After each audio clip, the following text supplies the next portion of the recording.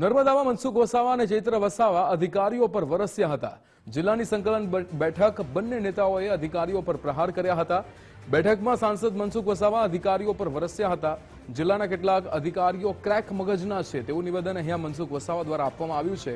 SOU અને નર્મદાના DFO વિચિત્ર પ્રાણી છે તેવું પણ નિવેદન આપ્યું। ફોરેસ્ટના કાયદાઓ બતાવી કામ અટકાવી દે છે।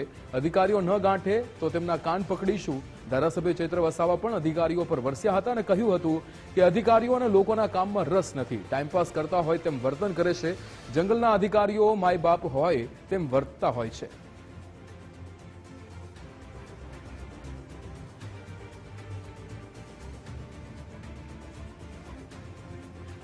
હમણાં બંને વિભાગના ડીએફઓ, સ્ટેચ્યુના ડીએફઓ છે અને નર્મદાના ડીએફઓ, બંને ડીએફઓ એવા વિચિત્ર પ્રકારના પ્રાણી છે ને તે સરકારે કરોડો રૂપિયાની ગ્રાન્ટ આપે છે, તે કોઈને કોઈ ફોરેસ્ટના કાયદા બનાવી, ફોરેસ્ટના કાયદાઓનું બહાનું બતાવીને એ કામ અટકાવી દેશે। તો કામ અટકાવી દેશે તો આ નર્મદા જિલ્લાનો ફોરેસ્ટ વિલેજનો ગામોનો કઈ રીતના વિકાસ થશે?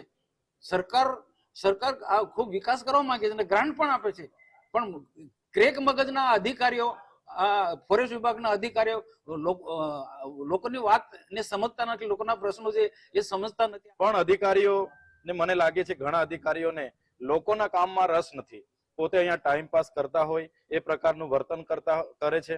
અમે દર સંકલનમાં પ્રશ્નો આપીએ એનું નિરાકરણ થઈ જવું જોઈએ। ક્યાંક ને ક્યાંક અધિકારીઓ પોતે માય બાપ હોય એવું વર્તન કરતા હોય છે, પણ અહીંયા અમે ચૂંટાયેલા પ્રતિનિધિ છે, જે પણ અધિકારી આદિવાસી વિરોધી માનસિકતા બતાવશે એવા અધિકારીઓ સામે અમે એ ભાષામાં વાત કરવા માટે પણ તૈયાર છે।